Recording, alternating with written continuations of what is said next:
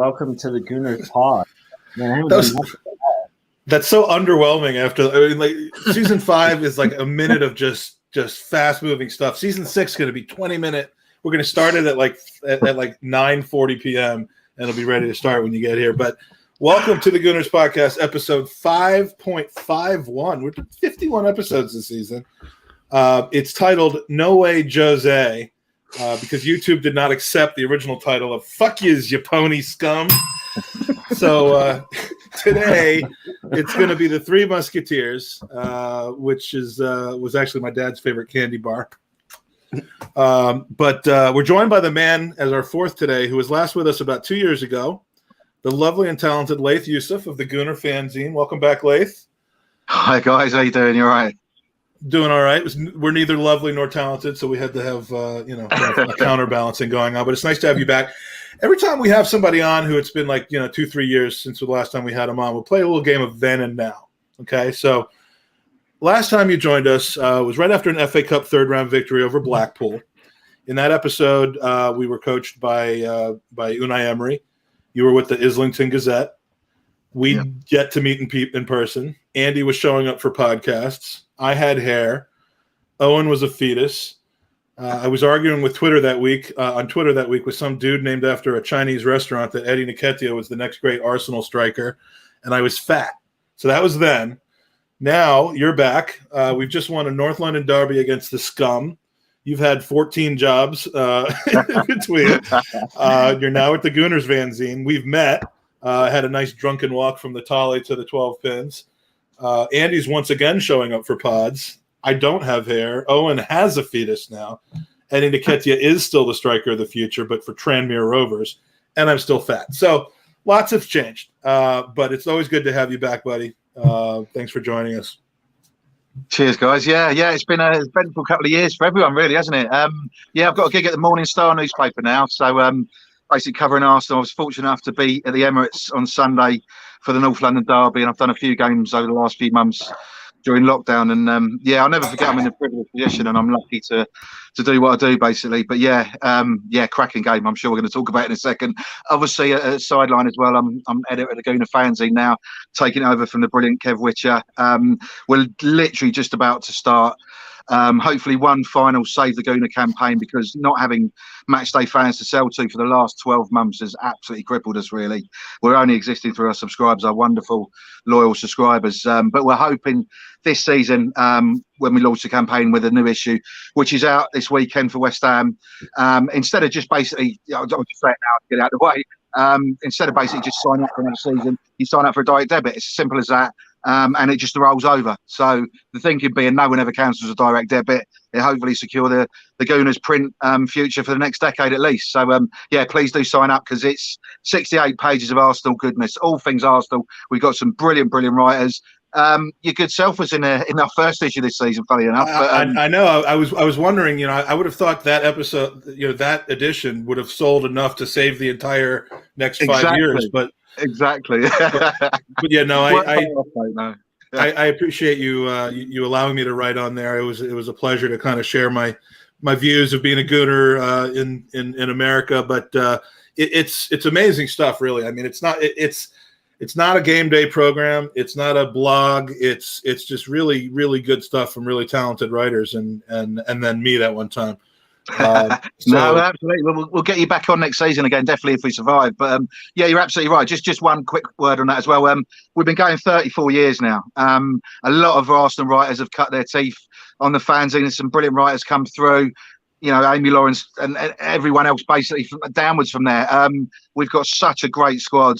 In this day and age, there's got to be a platform for reasoned, measured, intelligent, irreverent writing and comment, basically. And we're just trying to keep it going, because it's a rite of passage for a lot of Arsenal fans. And obviously, when we do go back to the Emirates, when fans do go back to the Emirates, we'll have our Gooner Fanzine sellers there, and that's part of the match day experience. I'd like to think so, anyway. And we just want it to continue. We want it to continue for so many reasons, but we can't let it die, basically. So we've lost.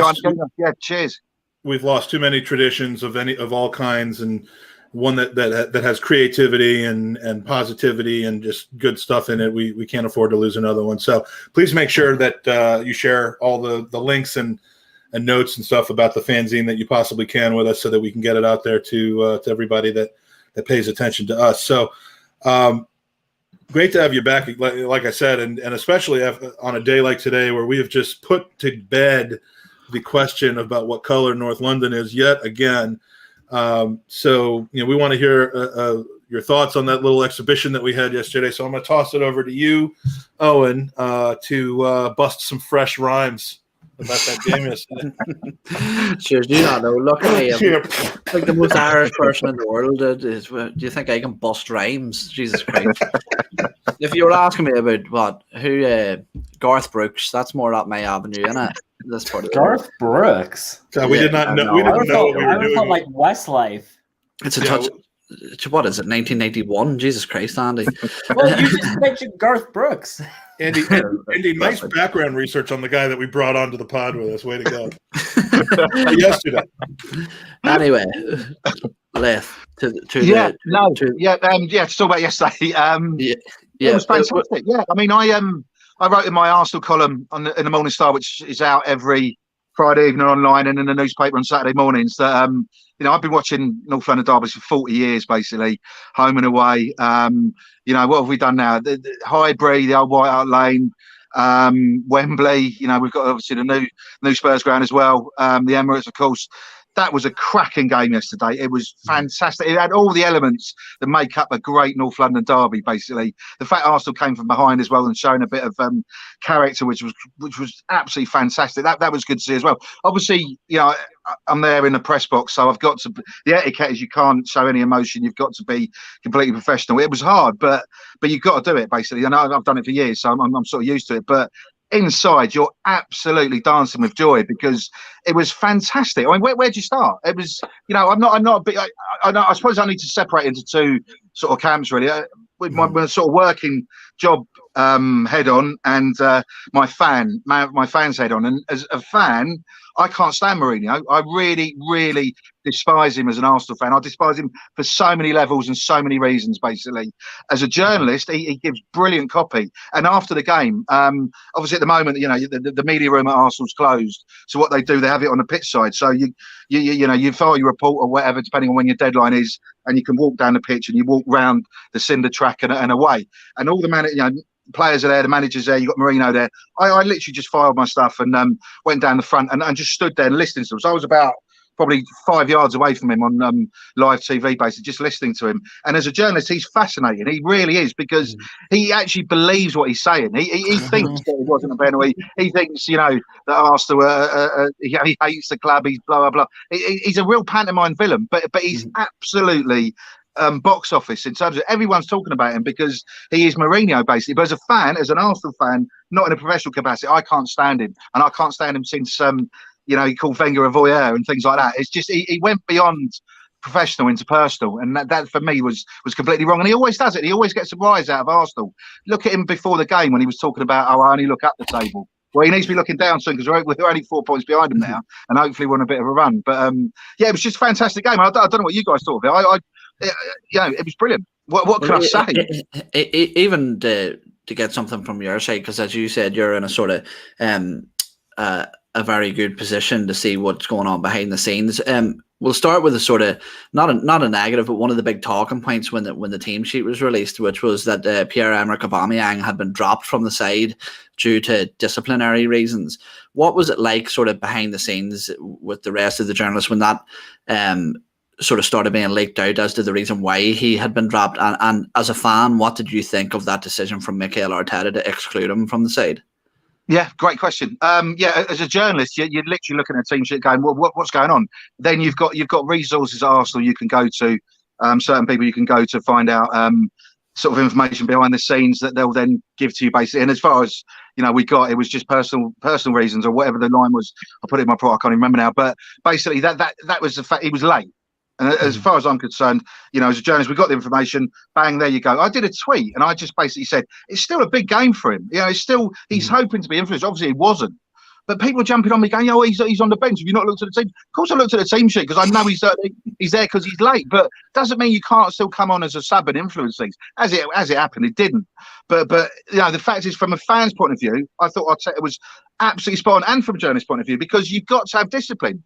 I don't care if you're Pele, you're Messi, whoever. If you don't turn up on time for any game, let alone an North London derby, I don't care if you're a minute late, you're going to get benched. You're going to because it's completely disrespectful to your teammates, to your club, to the fans, to everyone in that institution. So I'm completely behind Arteta, and I must admit I'm a big fan of Arteta. Always have been. And when we went on that really bad run before Christmas, one of our fanzines was out one of our print issues, and I made a point of devoting the whole editorial to the fact that I backed Arteta 100%. I might have gone completely wrong, and it still might, but at the same time, he needs time, and he's getting time because whatever you think of the Arsenal board, and I'm not their biggest fan, they've given him time and they stood by him when a lot of clubs would have sacked their manager during that really bad run. So I'm a massive fan of Arteta. And to go back to your original question, it was the perfect thing to do. It was the right thing to do, and let's just move on. Obviously, if we'd have lost 2-1, questions might have there might have been stronger questions, but at the same time, it didn't. We won, so that's the main thing. So, two questions I have real quick about that. One is logistic, like the news about why he was suspended or benched came out literally in the first minute of the game. Was that an embargo situation where they told you in advance and said you don't say anything about this, you don't tweet it until the game starts? Because we know that happens. No. Yeah, not necessarily. No. There's no one tells you. Yeah, unless there is an embargo. You do get embargoes for various press conferences, and everyone respects them. It's like crossing a picket line. If you cross a picket line, you're going to get blackballed. And it's not something I do or anyone else. We've experienced that with the Kroenke interview. We're like, no one actually breaks this. We're not going to do it. Yeah, exactly. Yeah, you just can't do it. And I've never done it, and I never would, basically. So yeah, absolutely. But there's no sense of that. It wasn't like wait till 1 minute past 3 or 4:31 or whatever it was, and then sort of come out. It was just the fact there's so much going on before a game. As a journalist, you're filing maybe potentially live blogs, you're doing tweets, you're checking a team sheet, you're talking to people, finding out information about other stuff. There's so many things are going on. You're setting your report up. You might even do a bit of filming sometimes. So there's so much going on, and the fact that it came out when it did was just coincidental in terms of the game. But people would have known potentially slightly before that, but you probably got a million other things to do as well. So it was one of those things, but it was handled correctly. That was the bottom line. If compared to how Alexis in the Liverpool game a few years ago when Arsene Wenger was still managing him and Alexis was suspended, put on the bench for what was at the time the most important game of the season, and then brought on in the second half when we fell behind. I mean, Arteta had a masterclass there. It helped that it worked out for him, and I fully agree with what you're saying. But imagine that must have had such a negative impact when he benched Alexis and then brought him on anyway.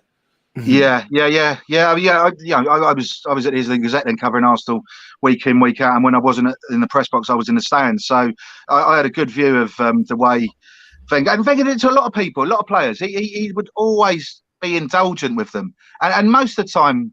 It worked because people would run through brick walls, but I suppose did it work in the last 10 years? I don't know if it did. He was very, very indulgent to Alexis. I remember being at Swansea and he subbed him late on and he just threw his gloves down and had a real strop. And that's not what you want to see, basically. So Arteta was potentially lucky in terms of the fact that it did work out for Arsenal and what he did was right, because he could have just said, "Right, you're not on the bench, go home." And that would have probably created more of a schism, more of a big story. If you just put him on the bench, I think he would have used him if he had to. It wasn't like he didn't need to, but as it was, he didn't need to. But I think Arteta played it absolutely brilliantly. And as I say, if we'd have lost, it'd have been completely different. But we didn't. We won. That was the whole thing, and we won because of Arteta's management, I would say as well. He certainly outfoxed Mourinho. Just a word on Mourinho as well.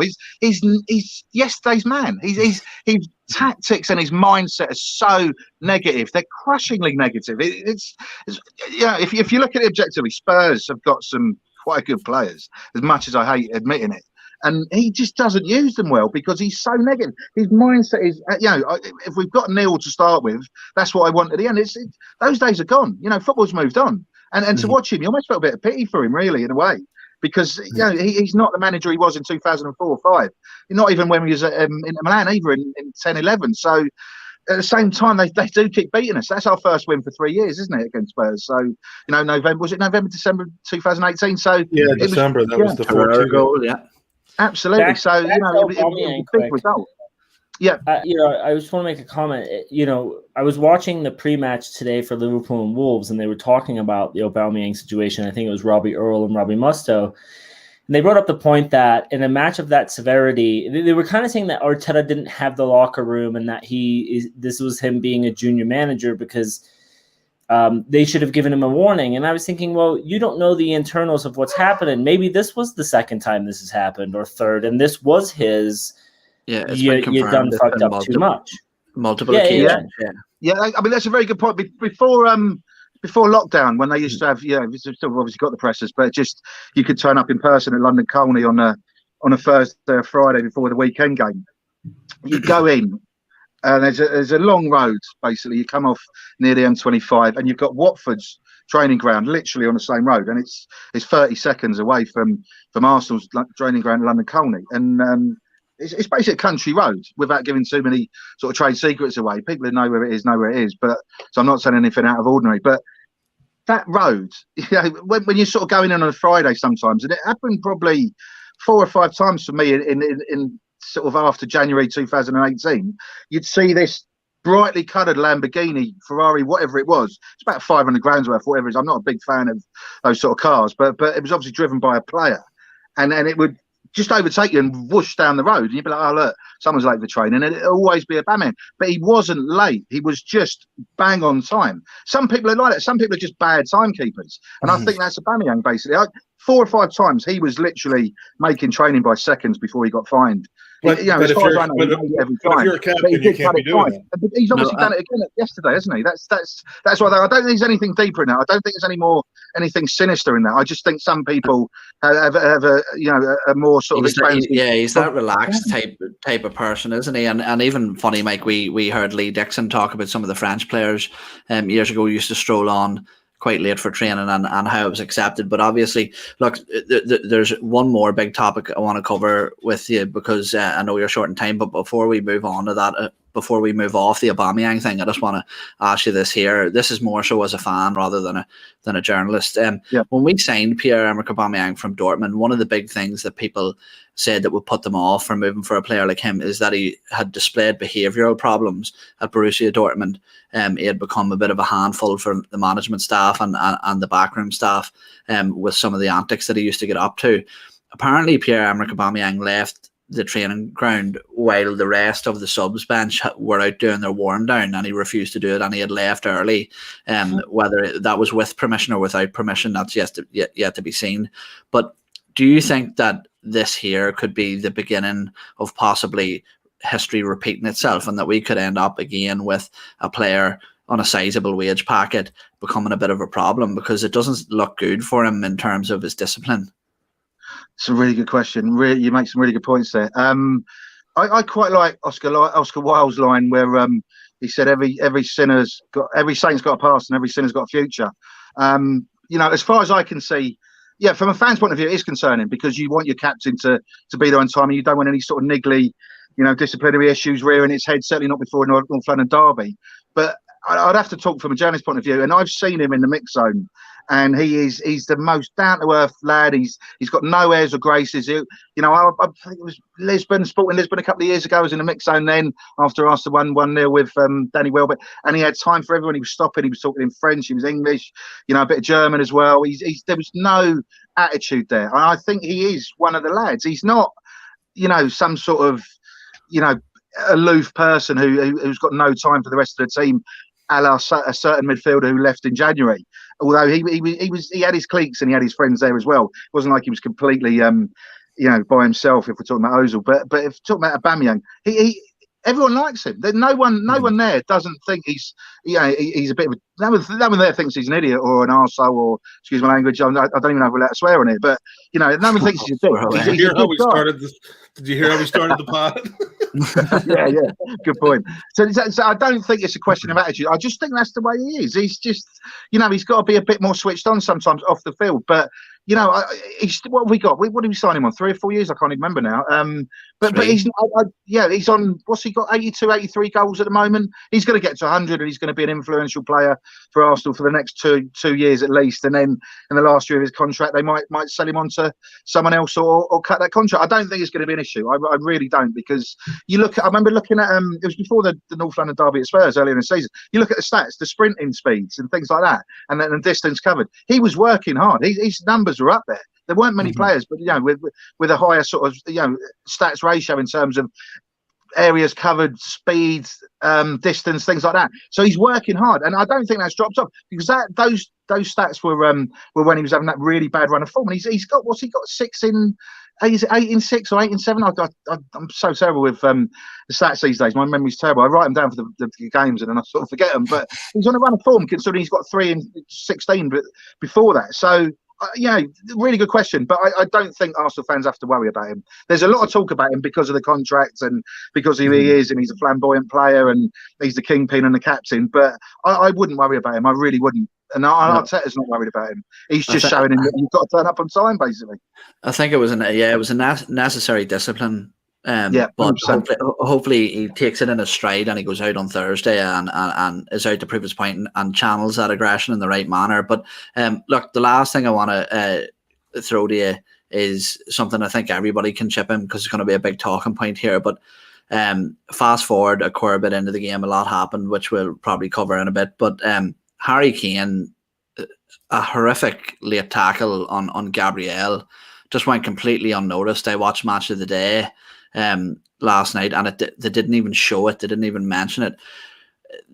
I would say there always has been, whether it's an unconscious bias or a conscious bias from the English media towards their sort of star international men. And I think that from the refs as well, there's often a noticeable leniency towards some teams, and I definitely think that Tottenham is one of them. What did you make of that challenge from Harry Kane, and what do you make of the lack of sort of publicity that you could say that some of your sort of peers have chosen not to push out? Well, I can only speak for myself. I'm not gonna go into anyone else, but it was a blatant foul. It was late, it was dirty, it was snide. It was, you make some really good points again about if you're a pivotal player, if you're England captain. Because remember before the start of the yeah, exactly. When he literally, he tried to take Neil Lennon's head off. And basically, the FA twisted it around as if to say Neil Lennon headbutted Alan Sheeran's head, like his boot. Basically, it was you are going to get massive leeway if you're England captain, and that's what Kane does, and he does trade on it. You look at the, do I call it a dive? Yeah, I think I do. He does dive a lot. He does. I mean, a lot of players do, so he's not the only one. And we're not going to get all self-righteous about it, because Arsenal players do it as well. But he's such a high-profile player, and he dives every in a big game. He'll dive, and no one will say anything about it. As an Arsenal supporter, it really, really frustrates me. He is a good player. He could be a great player if he leaves Spurs to go and join a big club. But at the same time, he gets away with a lot of things that players wouldn't get away with if they had a red and white shirt on, basically. And it is really, really frustrating. And what can you do about it? The referee, though, he was so non-existent. Yeah, absolutely. He's so non-existent yesterday, the ref didn't even think he was on the pitch. So VAR should have been in. And something that maybe you can also touch on, is we've covered it quite often, is the somebody said calm down, horrific tackle. Jeez, it was very dangerous. I think the damage he cut it onto his neck or his shoulder, it was extremely. It was the manner of the challenge, not the lateness or the force behind it. It was how cynical it was. But to go back on point, something we often touch on as well is this thing that he does when people are going up for headers, that he backs into them and causes them to sort of come down head first. And you just wonder, is it going to take maybe a career-end challenge or something? Because I think, like we said there, when he backs into people in the air, there was actually someone in, I think it was the Japanese league, if I'm right, actually snapped their neck by somebody doing that. And I think it's going to take something absolutely major for them to pull him into the spotlight over this. And I'm not sure. Like, is it VAR's responsibility to do that? Is there who controls that sort of carrying out of discipline towards somebody? Can they not take retrospective act? I mean, it's so blatant, and it's been talked about constantly by anyone who isn't match of the day, I suppose. But I mean, can there not be retrospective action taken? It won't help us, but it'll hurt them. Yeah, there should be. There absolutely should be, and you're absolutely right, because I'm all for a bit of rough and tumble in the box, and football is a physical sport, and you should be able to get stuck into people. But if you're the defender or you're his man, you're not braced for it, then that's so dangerous. Sports like rugby, if the ball's coming to you and you're not touching the ball, you're not allowed to touch the man. Obviously, football's different, but at the same time, if you're a defender and you're not braced for something, you're not expecting someone to come in sideways and basically wipe you out. That's really dangerous. It's really reckless as well. Just to go on to match of the day 2 as well. Yeah, obviously the wonderful Jermaine Genius. If you're talking about bias, it was unbelievable. It really was. It was embarrassing. And maybe it is just a game, and then they want a reaction from Arsenal fans. Arsenal fans are one of the biggest fan bases in the world, in real life and on social media. And maybe they just want a reaction. Maybe they want people to talk about match of the day. They certainly got that. But it's an embarrassing way to talk about it, one of your pundits, because he just so clearly got it wrong. He basically said it was a foul, but it wasn't a foul for talking about the penalty. But you look at the laws of the game. It's the laws of the game says, lack of consideration or attention. That was what happened to Sanchez. That's what Sanchez did to Lacazette. It doesn't matter, the process of when the ball was played or not, or when the contact was made. It was lack of consideration and attention. That was a definite penalty. And cricket's got it right with DRS and technology, and they leave it to umpire's call if you're not sure. That was basically umpire's call, the equivalent of umpire's call on in football yesterday. And Oliver just goes, yeah, but it's a penalty. But behind me there were people saying, "Oh, it's definitely not a penalty." I was like, "That's a penalty. That's 100%.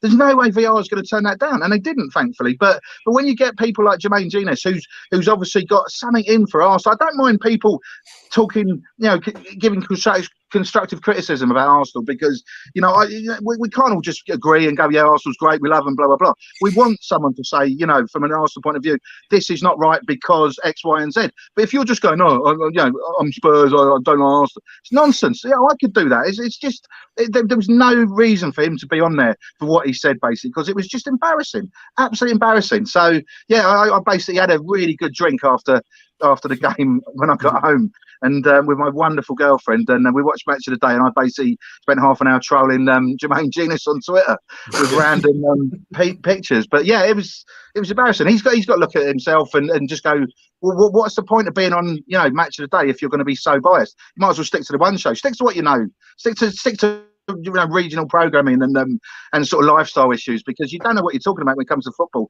or certainly not when it comes to Arsenal Football Club. So that's my little rant over about Jermaine Genius. What's up next, Owen? you got one more for Layth before he goes? Yeah, absolutely. I'm spent now. I'm exhausted. That was it. No, even to go on to something that I noticed quite early in the game, actually over the last sort of few games, is the physical targeting of Bukayo Saka. We've seen that with players in the past and present, such as Eden Hazard, Jack Grealish, players like that are often sort of physically threatened by the other team immediately. Does there need to be something done about the manner in which certain teams try to counter those types of players? Because to me, I'm looking at Bukayo Saka now with the excitement that he has brought to the team, and I can't help but think of maybe somebody like a Jack Wilshere, whose career could be cut short through pointless injuries and needless injuries. What do Arsenal need to do, first of all, to protect Bukayo Saka? And is there anything that maybe the sort of higher ups could do as well, the refs and stuff, to protect players like that? Mate, you're on fire. That's a really good question again. I think, obviously Saka went off at half time with a hamstring injury rather than any sort of injury that was inflicted onto him, as far as we can tell. It's going to happen. I'm of the opinion that football is a physical sport, and you should be able. We've all played football. If you see a player you think's dangerous, you're going to try and target him potentially. I mean, admittedly, that's only Sunday morning football, and potentially it shouldn't happen at the top level of English football or world football, but it does. And it's a fact of life that if you've got a talented player, people are going to target you. It's almost a backhanded compliment in a way, but it's when it goes over that limit. It's when you get the Ryan Shaw crosses or the Martin Taylors or the Dan Smiths and think it's fine to break someone's leg or ruin their career because you want to get stuck in, you want to get your enforcing early, and that's when you've got to worry. I don't think Arsenal should be too worried about physical challenges on Bukayo Saka per se. I think they should be more worried about, as you touched on, the Jack Wilshere issue, where you know, you don't want him to go in the red zone. You don't want him to play 56 games out of 60 when he's like 17, 18, 19. You know, I'm sure I've said it before, but I'll say it again. I still cover Arsenal under 21s in the Checkatrade Trophy, you know, as and when the under 23s, under 18s, blah, blah, blah. I saw Bukayo Saka play when he was 17 for the under 21s in the Checkatrade against league sides, so seasoned pros from, you know, League One and League Two basically, and he really grew up in the space of the sort of autumn of 2018. There was I always reference it. There was a game at Cheltenham Town.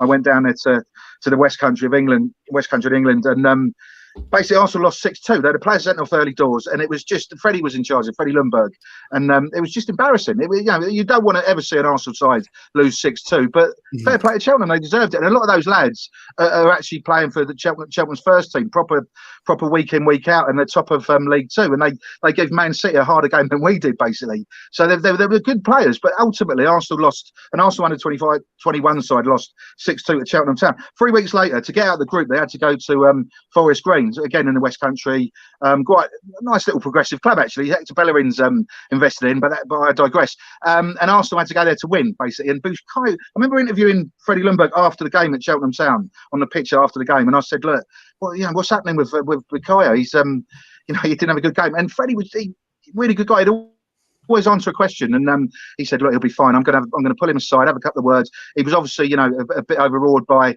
these professional footballers who had decades of experience in the lower leagues of English football, and they knew what to do. They knew where to run. They knew when to block him off, when to pull him away, you know, and he learned from that. And Freddie said to me he'll learn from that. I'll tell him about that. 3 weeks later, they went down to Forest Green Rovers. This was sort of November 2018, and basically, you know, Arsenal won 3-1. He had an absolute stormer that night. He made seasoned pros look like they were the under 18s, under 21s. 6 weeks later, he made his debut for Arsenal for under Emery on New Year's Day against Fulham when they won 4-1, and he's never looked back. He is the future of Arsenal football. That's why it was so important. Another thing that Arteta's got right is to sign him on that long-term deal the end of last season or towards the end of last season, because he's such an important player. He will be such an important player. He is such an important player. I did see with that, going back to the teams physically targeting him, and just maybe you can weigh in on this here, because you were mentioning Sunday League there, and for me, and it happens at the top level too. To me, it's down to his teammates to make sure that doesn't happen. If you remember, well, let's talk about the two most famous enforcers, Patrick Vieira and Roy Keane.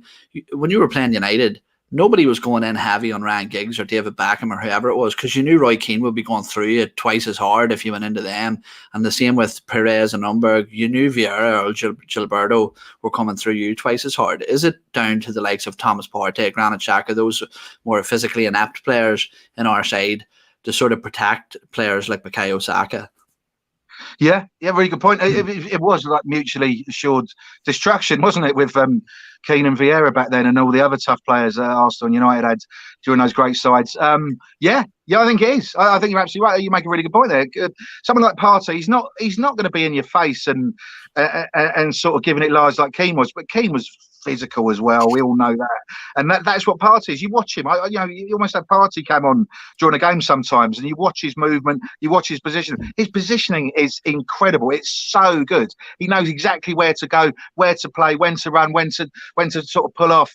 He's got quick feet as well for a midfield. He's got really quick. He reminds me a bit of Santi Cazorla in the fact that he can get a ball in a really tight space, play it straight away. He's got vision. He's got spatial awareness. He knows where that ball's going. He knows where his teammates are. So he's doing really well there. He needs a run of games to really kick on. But I'm really excited about him. So I don't necessarily think he needs to be an enforcer, but I think that can come through his sort of innate physicality, really.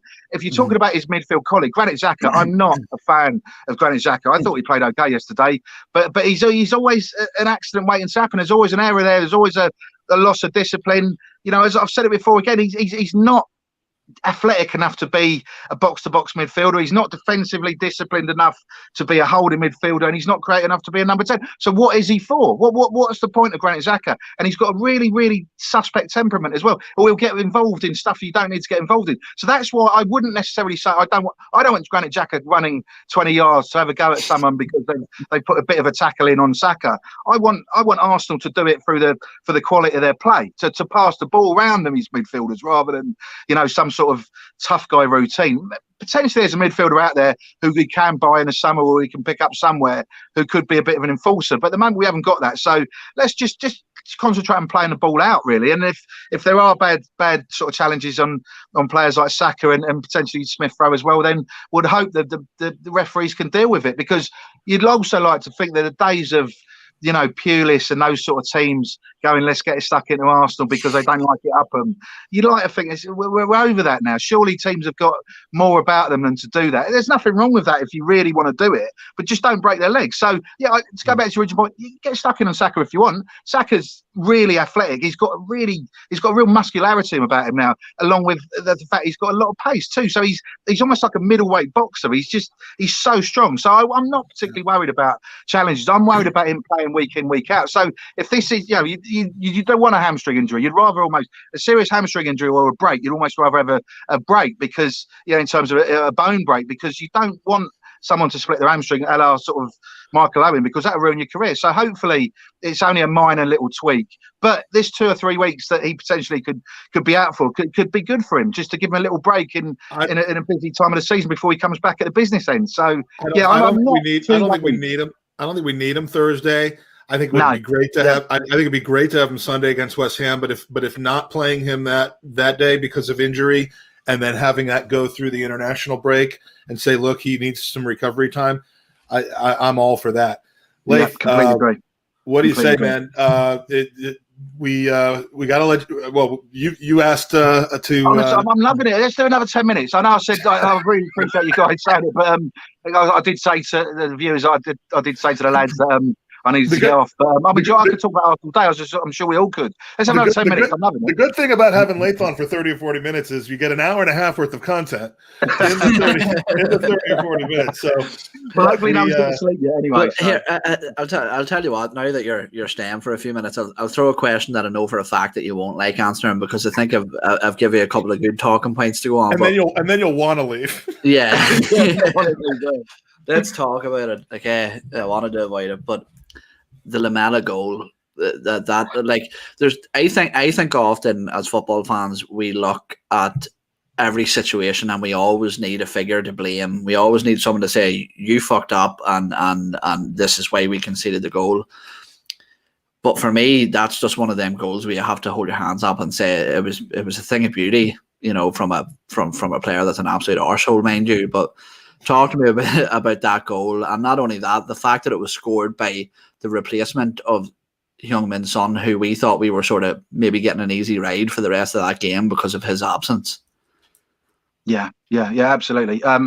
If the Emirates had been full and I'd have been in, my old sort of season ticket seat behind the goal, I would have been on that chair giving him absolute dog's abuse for having the front and the sort of temerity to score a goal like that. But I would have gone down the pub afterwards and we'd have had a chat with my mates and we'd have just gone, yeah, it was a great goal. And that's what you have to do. Sometimes you're right. You have to hold your hands up and go, that and I think I put it in my match report. It was a moment of improvised skill. Something I can't remember what I wrote. It's been such a long couple of days.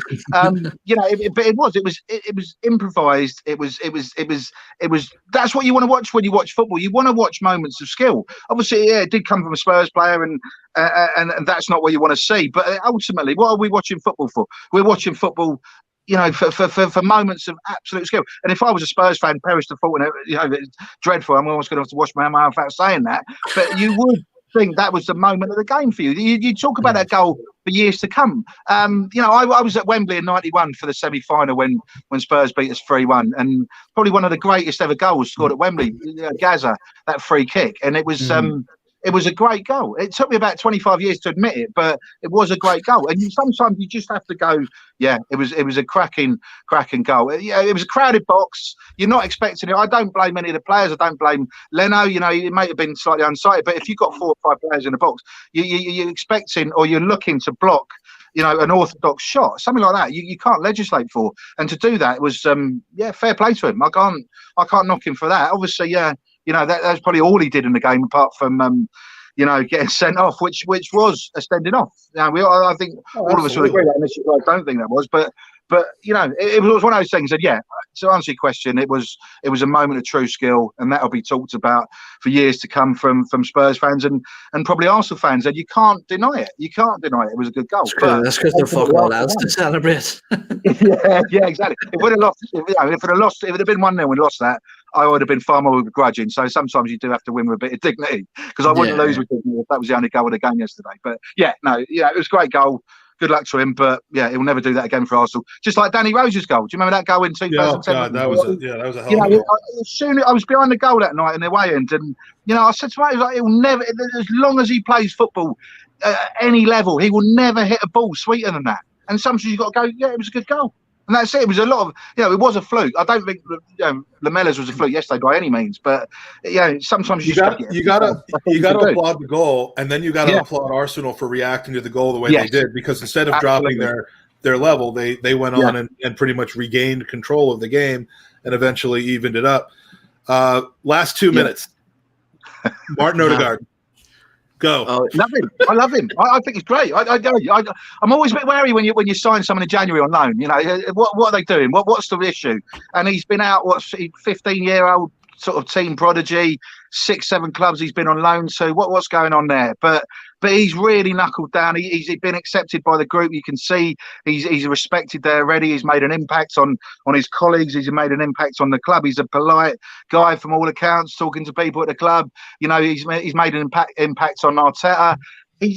I just wish there was a way we could keep him longer than the summer. Yeah, it might be that potentially we can go for another season loan, but I'm pretty sure that the better he does, the more unrealistic it's going to be. Our best chance really is if Zinedine Zidane is still at Real Madrid, because his system doesn't use a number 10, and Layth, even just before you go, but for me, it's amazing how quick he has become the heartbeat of the team in terms of the tempo, the way the ball moves, and him alongside the introduction of Thomas Partey has given us the ability to do something that we haven't done in years, which is commit to actually playing football in tight pockets of space.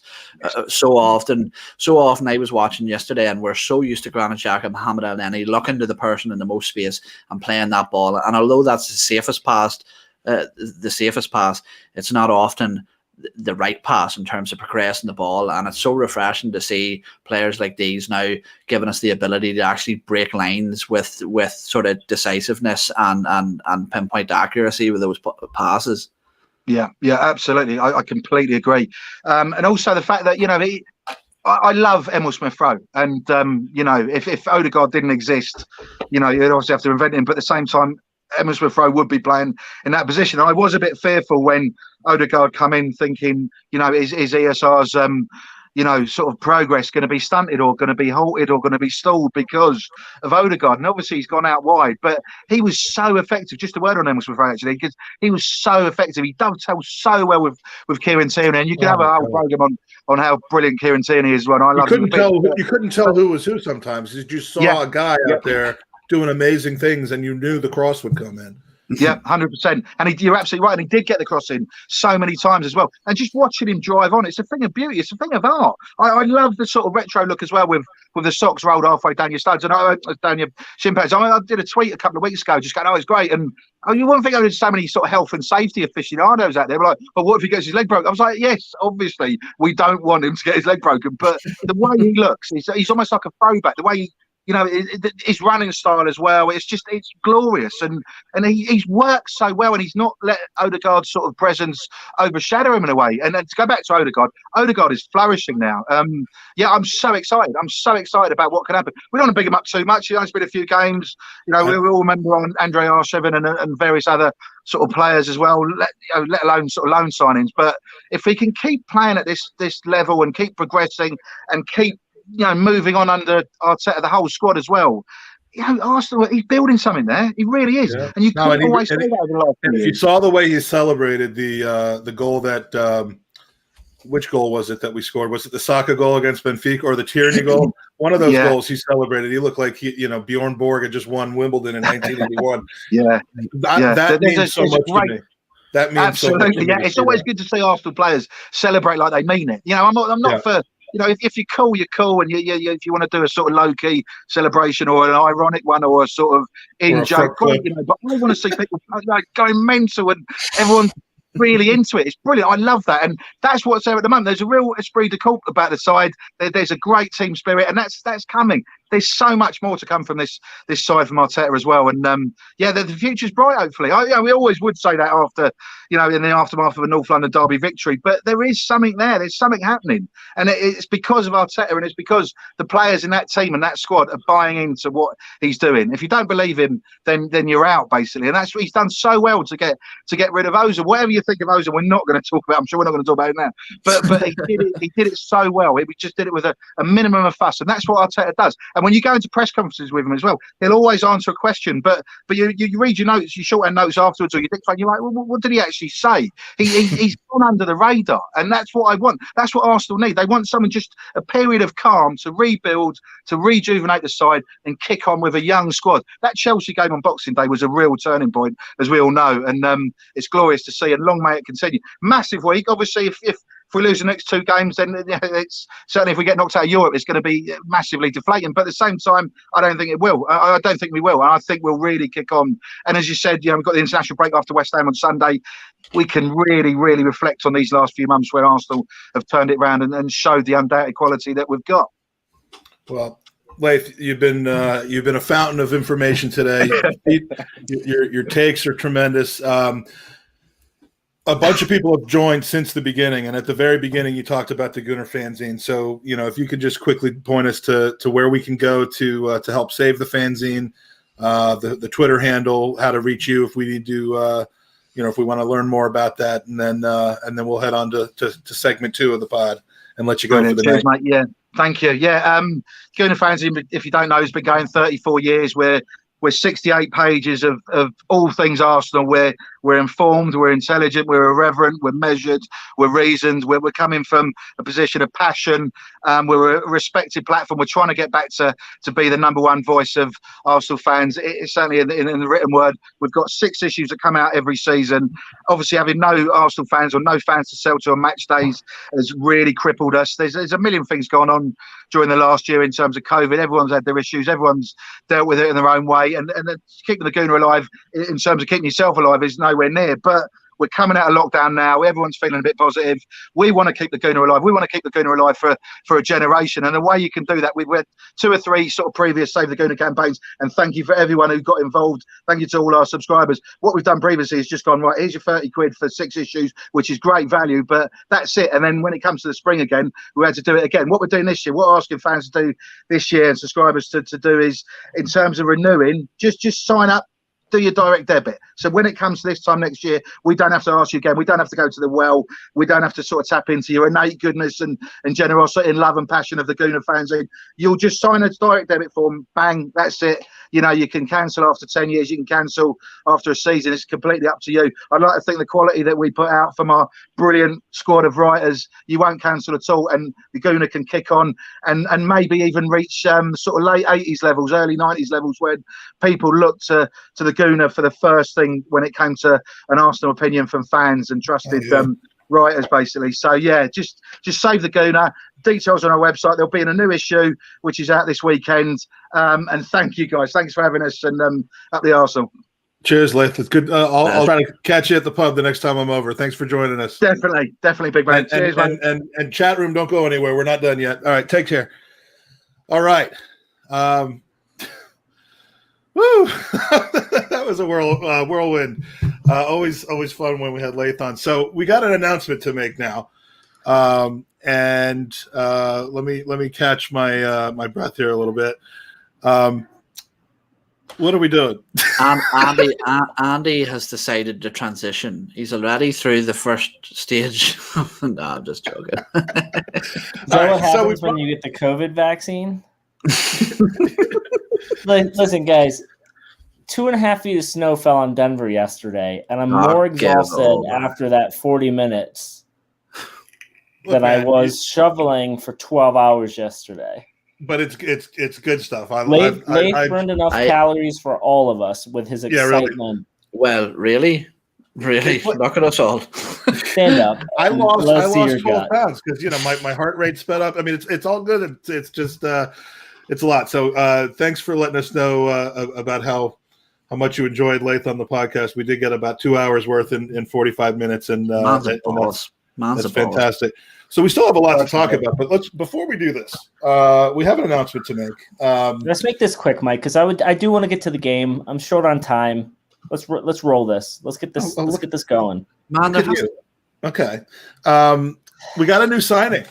He's a guy who I'm proud. He's got all the qualities. Well, he's just a guy with some qualities, but he's going to be the resident jazz expert on the pod. He's had sex to this podcast 48 and a half times that we know of. He's I thought Andy's you said we needed to find someone who is a minority and gay, and then I got your guy. You know, you may know him better than I do, but because you have no idea how to pronounce the Spurs manager, you keep calling him Jose. We're bringing on somebody who really knows how to pronounce the name of our manager. Welcome to the Gooners podcast team, Mikey Hers. Hey.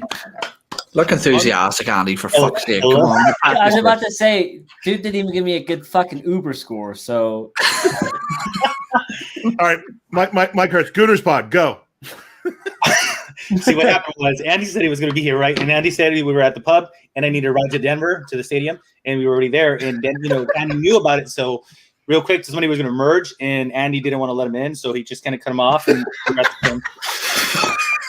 Listen, when I said I'll give you a ride to the stadium, that was for Becca. I didn't expect Mike and Becca's husband to jump in the car at the same time. Just for Becca. I was getting ready to call a separate car for the rest. I took some liberties. What makes me weird about this is like James, her husband, totally got that vibe, and I think he was ready to let me just take her. Yeah. And then you two cockblocks come in. We had those media badges on, like in the pub, like we were, big dick. Yeah. And it worked for you. So we weren't just welcoming Mike onto this podcast. Mike will be a regular feature on the Gooners Pod coming forward because none of the rest of us feel like podcasting anymore. So we're just gonna turn it over to Mike. Yes, score. A win is a win, gentlemen. Don't turn away wins. No, look, man, we're March is my month, and then you're not going to see me probably for a while, but no, Mike is someone that's been associating with us through our podcast for a long time. He's obviously a big fan of our podcast. Yeah, really, I think just about, and started his own podcast, Not Another Arsenal podcast, many months ago.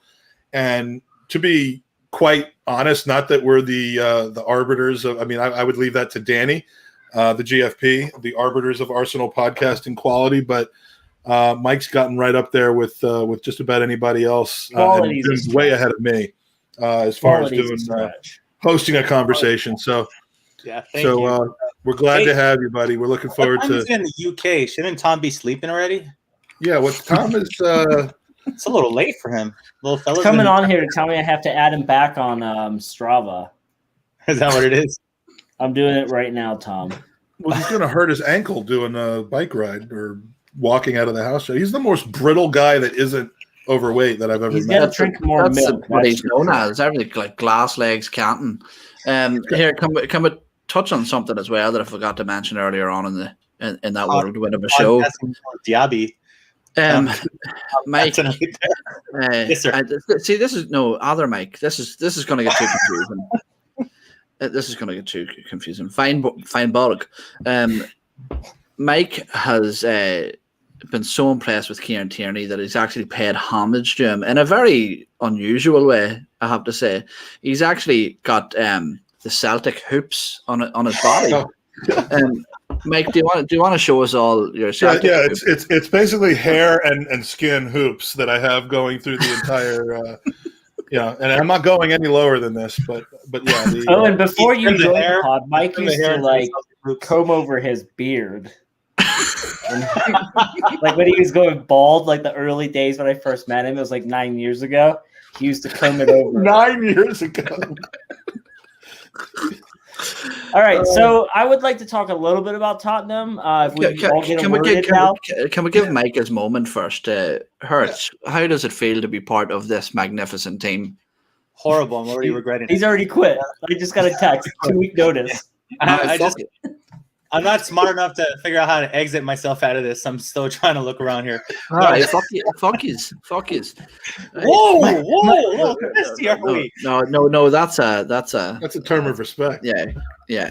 At least right, okay, We need a translator. We need a translator convinced that on this one. Andy, because you're so keen, we'll start with you with this here. That start from Arsenal, I think that opening maybe 15, 20 minutes, I think is the best I've seen Arsenal play in terms of the actual football in years. For me, it was really like, do you know that moment in The Matrix when Morpheus sees Neo and he's like, he believes? That's what it looked like to me. Talk to me about how impressed you were with those opening 20 minutes, because for me, I actually felt like that Heung-min Son injury, the stall to the game, actually sort of slowed us down a bit. Would you agree with that? Yeah. I think on Friday I was the only one positive going into this match. If anyone were to go back and listen to the pod, I was the only one. Dude, high horse bastard. No, first I want to say I'm glad that the Arsenal proved me wrong specifically, because I was really down in on this one. I thought we were going to just get hammered. And I'll be honest with you, up until the last 15 minutes, I think that's the best I've seen Arsenal play in a long time. I mean, they really, really were front foot. And I think it's a combination of Tottenham allowing us to play that way. And they thought, okay, on the counterattack, we'll be able to get them. But from the first 20 minutes, we weren't allowing them. We were first to every ball. We were manhandling them in possession. I mean, it was a really, really good performance. And yeah, Son going off was a little bit unique for both squads. But, Lamella's goal, as we talked about, was absolutely a wonder goal. But yeah, it was absolutely a superb start. And I think even with the whole Aubameyang situation, sometimes that can throw a team through a loop. But I have a feeling that the team knew about this hours before the match, and they were able to for it, right? But when you have a player of Lacazette's caliber and the rest of the front four, they were all ready for it, and we just looked absolutely superb. It was such a good match. Yeah, and Mike, probably the only Mike Hurts, the only one player we'll sort this out, because we'll figure something out. I already said you got to go by Rufus at this point. I think is going to have to be your name. Mike Owen, Andy, and Rufus coming at you with the Gooners podcast. Hurts. The only one player. Could be your first name. The only one player I would have a sort of heavy amount of criticism for in that first half in particular at all was Lacazette, but the coolness and the calmness to step up in a moment of heat like that and tuck away the penalty in that fashion, especially after the big call to leave out Aubameyang. How impressed were you with Lacazette's not only his work rate, but he has this ability with the younger members of our squad, ASR and Saka in particular. He almost has that sort of mentoring role on the pitch, doesn't he? Yeah, he actually took that role pretty well. Altogether, he kind of seems to always been a type of player that's pro supporting the team versus goal scoring. As crazy as that sounds, because I know he's a striker, but there's just different types of strikers, and he kind of always seems to be doing that hard work when Aubameyang is more of a the quality striker that's like, hey, team, you guys work for me. Lacazette is perfectly fine doing a job for the team. So to be completely honest, when the lineup released and I saw Lacazette starting, I didn't know Aubameyang was dropped. I simply thought, oh, he did this on purpose. Aubameyang's going to be like a second half or last 30 minutes sub. He's going to come on and maybe, when they're dragging their feet a little bit in defense, Aubameyang is going to come in and do his thing with his speed. So initially, I didn't think much about it. Needless to say, I'm going to just back what most of you guys already said. I fully support Arteta as in why he did it. And when the penalty was called, and I've said this for a really long time, and I know it's a little bit unpopular in the sense that Aubameyang is our like out-and-out goal scorer, I would choose Lacazette and Pepe to take a penalty over Aubameyang any day of the week. So when we got that penalty shot and like Aubameyang was at the penalty, I was already typing up the tweet, ready to celebrate, because I don't know what it is, but I like the penalty shots that I've seen him take. They're always so well placed. So in that sense, I guess, kind of a good thing he was on the field at the point in time, because otherwise it would have been Elba. But no, just a brilliant guy. He seemed to like the idea of mentor. I remember them asking him about how's it feeling playing with a bunch of youth players, and he just kind of smiled and said, "I feel old," But I think he's really kind of in the twilight of his career and enjoying himself at this point. Mm-hmm. Is that your computer making all those noises? What noises? I don't know. I'm hearing all kinds of noises. That was her speaking. Did you just? Is that what that was? I thought someone's computer was making all kinds of noise for the last 5 minutes. Damn, I received one email, and my 2-year-old is obviously doing what my 2-year-old does, which is wreak havoc. 2-year-old also was conceived while listening to this pod. Obviously, if I'm not mistaken. Also, Mike, why do you? I think the 2-year-old was conceived listening to the last time we had Layth on, and because the pumping was just so fast. Yeah, I wasn't bad mouthing Layth, by the way. Like, dude came at us at 100 miles an hour. I love that. I didn't even need to ask the guy a question at the start. I actually took 2 work calls because I was like, dude's just crushing it. Yeah, I had forgotten. I've met Layth. I had a great conversation, great walk with him. Talked to him, DM'd him. I did forget how 200% he is, and it's hilarious. It was great. So Layth, if you're watching this, we're not complaining. It was fire. Yeah, and we've got people in the chat who can't wait to have you back. So we'll do it. Genuinely, he's brilliant. Yeah, he's so good. Feinberg. So something that I've criticized. What is this? I saw it. I was trying to ignore it. This is the best comment that's ever been made, and I need to read it out for our iTunes listeners because that's where the bulk of our listens come. It's from Matt D'Souza, first time, long time. Vaccinated for what? Question Mike. Look at Mike. I'm guessing it could be a few things. Question Mike. Look, yeah, Mike, I am getting the first vaccine tomorrow, and which one are you getting? Is it because you're over 50? They've started rolling them out over 50s. No, I think it's pretty friggin' obvious the reason why I'm getting mine early. Which one? You don't know which one you're getting? No, it's not. It's not going to be yours though. It's going to be one of the 2-shot ones. I got a 2-shot one, and I got Moderna. It was a little arm pain for 2 days, but they say you get laid on your ass for the second shot. That's what I've asked them to just put it right into the penis. What about Spurs? I texted him last night, guys, and I said, Mike, just so you know, be prepared. You have to be fully aroused when they give it to you. And I said, don't waste the pharmacist's time. Make sure you're fully hard and ready to go. He did respond. You've just created Drago's new favorite punctuation in the world. There's a question mark. So what do you think of Bukayo Saka? Question Mike. Yeah. Anyway, question Mike. Write it off. Something I've criticized a lot over. Actually, really since the beginning of his tenure here at Arsenal, Bird Leno's playing out from the back has always made me nervous. Feinberg, this is for you. Pay attention. Come on, I know you're old and struggle to focus, but come on, stay with us, buddy. What did you say? I've got it. No, forget about that joke. Anyway, yeah, there was variety in his play. Did you notice that yesterday? And do you think that sort of aided us towards sort of sealing that win rather than that sort of needless playing out from the back? There was variety. I mean, there was still a lot of playing out of the back, but most of it was with tosses and rolls as opposed to kicking. And it was when there was zero pressure. I mean, I didn't see him force anything. And you'd like to think that, it didn't look like Tottenham was really trying to, for whatever reason, they weren't really trying to crowd our ability to play it out of the back. But to the extent that they might have been, the right decisions were made. I'd like to think that was intentional. I'd like to think that was situational. And I'd like to see, as I said before, zero playing out of the back on Thursday, because we don't really need to. The pro of playing it out of the back is you're more than likely going to get, possession all the way up the pitch and get a better chance at scoring than just doing a 50-50 ball at the middle of the pitch.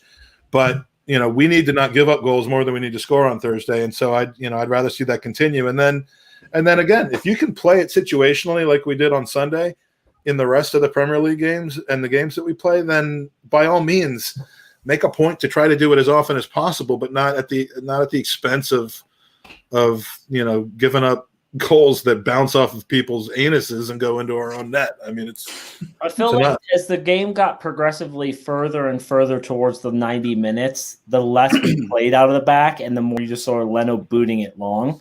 Mm-hmm. And I don't think that was by design, whether that was Leno's design or the coaches and the staff saying, hey, we can't fuck around with this. But yeah, I was just like more and more I was like, okay, he's booting it. Yeah. Question from Ningjir: is this live? I don't question Mike real quick. No, this is complete. Yeah, this is completely written. This is a performance art that this we're doing. This is a scripted show, guys. Yeah, completely scripted. So we already knew how the game. We already knew that we were going to win 2-1. So we recorded 2 days ago. Is what happened. Did you guys happen to hear David Luiz's opinion on the last 10 minutes of the game when questioned? I saw that last night on Match. I have a feeling we're about to hear it. There you go. Boom. I'm going to say it in Portuguese. Yeah, I'm going to say it in Portuguese too. So, is that another national identity? Venezuelan.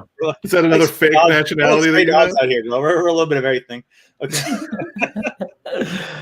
Fake Guatemalan, fake Mexican, fake taxi, fake hostel. Man said fake taxi. That's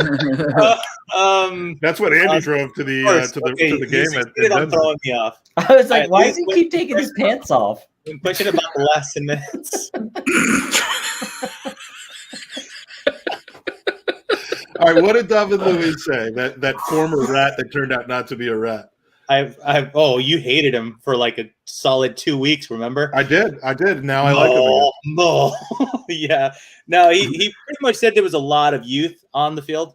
When, Saka, Tierney, Rowe, et cetera, Odegaard, saying essentially the emotions got the best of them. The fact that they were up 2-1, coming from behind, a man down. They almost felt like maybe victory was all but assured already. So they might have lost concentration.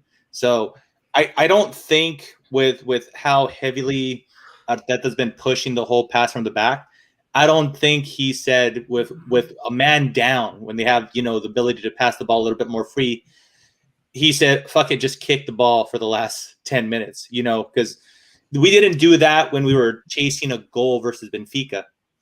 So yeah. I think maybe just the inexperience from the players just kind of got the best of them because, shit, man, the minute they got the red card, we just lost the ability to strain like 3 passes put together. Well, I don't want to pile on the sort of negativity around Willian train, but what I will say is that Emile Smith-Rowe was massively influential in the way that we were breaking and attacking and retaining the ball high up the pitch.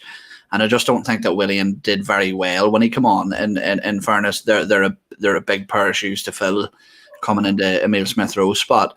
I also think with Mohamed El-Neni and stuff coming on, even though it was late on, that really probably didn't help either. But for me, it was refreshing to see both either Mikel Arteta or Bernd Leno, because I think I've held them both in that sort of guilty party in the past of refusing to change their ways too much and being too stubborn. And sometimes you just need to win ugly. That's the way it is, to see out those games and get those points. Because at the end of the day, you don't get anything more for doing it in flashy fashion. When the final whistle blows, you still get the same amount of points. Do you know what I mean? So for me, it was good. It was good to see them recognize the circumstances that they were in and just knuckle down and get the 3 points. And stop slagging off Willian because Rich, aka the winner of the Willian jersey that is on its way to him still, is Willian's biggest fan, and he's He's going to tune us out. Apparently, it's still on the way. Apparently, I heard the FedEx delivery driver seen what it was and was just like, "Fuck it, nobody wants that." Like, this must have been a mistake. I'm just returning. I don't want to pick it up for the return later on. I'm just going to not deliver it. Imagine the guys in the factory, you know, like down in the armory, printing that shirt and being like, "Who the fuck has ordered this?" They had to go out and get, go out and get like the letters that they didn't have. We have some friends. I have some friends who own they don't own, but they basically run this massive soccer conglomerate in like the Midwest, and they ship they ship all jerseys, but they work with the youth sports where they get everything set up. But anyway, the other day he texted our group and just said someone just ordered a Saka kit ? And he's like a diehard Arsenal fan. He's like, why would someone do this? Tom Canton ordered it. Yeah. to your point about El Nini and that's William, the wedding gift that he's giving to everyone that comes to the table as a napkin. To your point about the William and El Nini point, like it's got to be hard for players to enter a game that's going this direction, right? Like it's already really intense. It's really high. Emil Smith-Rowe, I can understand why we subbed him off because he has had that niggling injury. But it's just like you're almost looking at it and you're saying to yourself, like, how do they enter a match where it's so quick and dynamic, and then you're asking them to just go pure defensive mind? It's crazy. I do like to go back a couple of moments ago. The comment from David Luiz was it's interesting because what was missing in our team so much for the first half of this season was the youth, and the experience was just walking, kind of doing the paces, walking through, heads down, not going the extra mile. The youth brought that in and changed this team around. But I would still say that the experience does help when it comes to knowing how to close a game out. Youth, just hasn't been in that experience enough, and so to have David Luiz on there, to have El Neni, who was called by Lee Dixon the closer when he came in the 75th minute, and he said that before we got to see who was coming into the game, and I'm like, I hope he's talking about El Neni because I feel like that's his exact position on this team, is to come in, close out the game, run 20 kilometers in the last 10, 15 minutes of the game, and just make sure that it gets done. So.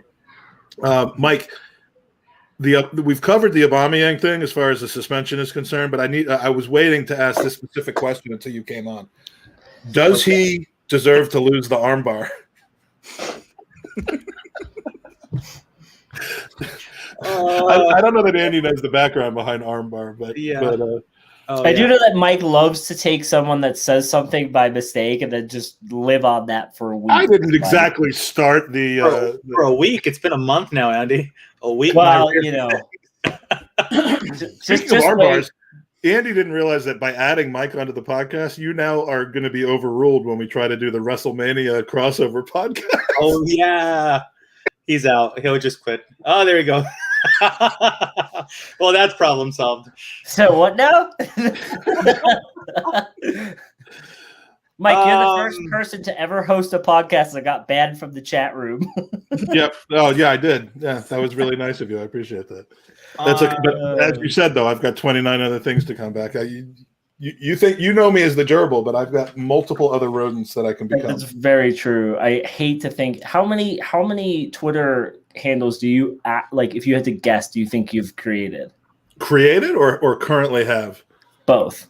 Currently have 3 or maybe 4. I mean, I got the charity one. Yet.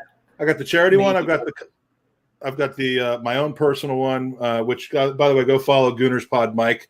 I've got about 1/100th of the followers that the podcast does, and then the pod one. I used to have the gerbil. I think that got banned. I used to have some other ones that I had to spy on other people, and those are all gone. So yeah, I think I just have 3 now. I've started about 12 though. And I'm in 97,000 WhatsApp chats. If that was the next question, I'm sure. So I'm in 97,000 of those WhatsApp chats as well. How many people actually responded Andy, just out of curiosity, because we know we're like in a long-term like DM group on Twitter together, and if you popped your head in maybe 3 times in the last 8 years.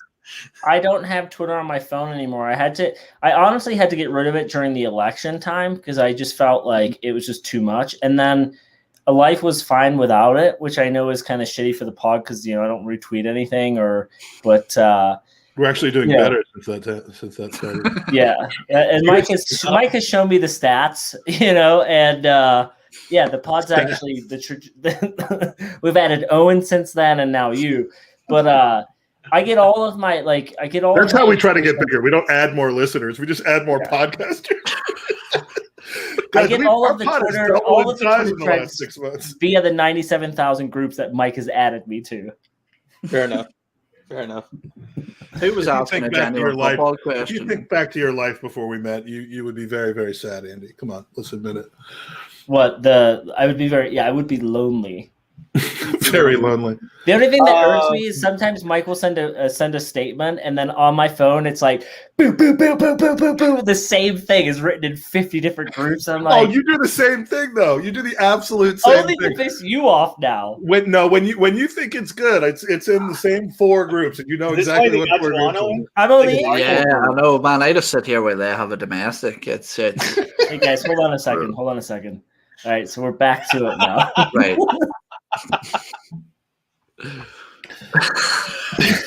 For fuck's sake. All right. Football, who was asking a football question? Mike, you were asking. Man of the match. I mean, man of the match. Let's start with our new man of the pod, Mr. Hers. Again, Louise for saying that. I know because dude, they were both epic. But I'll go with Gabriel this time. I'm going to go with the defensive pick. He was massive in a lot of different plays, and obviously he had that header that cleared the ball in the very last minute. So Gabriel was outstanding, and he seems to be regaining his form now. That slowly he's been getting more minutes. I know that after COVID, it took him a few games, if not like a few months, to actually get back to peak form, but it seems like we have the Gabriel that we had at the beginning of the season. All right. Well, that's a good shot. I mean, to muscle up to Kane and take that hit and then come back and literally save the game in the last minute or two will make him a fan favorite very, very soon. Owen, your man of the match. Doherty, because like the true Gooner that he is, he does lay down and let ASR and Tierney run him over the whole game. No, on a serious note, Martin Odegaard for me, just how crucial he is to how this system works is amazing. And I know that ASR is absolutely outstanding, and I love the guy. I think that the intelligence of Odegaard in that 10 role just completely transforms our team. And actually, do you want to know what? I think that ASR playing on that left side is really beneficial to him too, because there was a lot of doubts whether he would have the sort of physical attributes to play on the wing in the Premier League, and I think he's just spat that argument back in everybody's face. He's absolutely outstanding there, but Odegaard, man of the match for me. Sometimes it's easier just to say the name, and it's Martin Odegaard. Odegaard.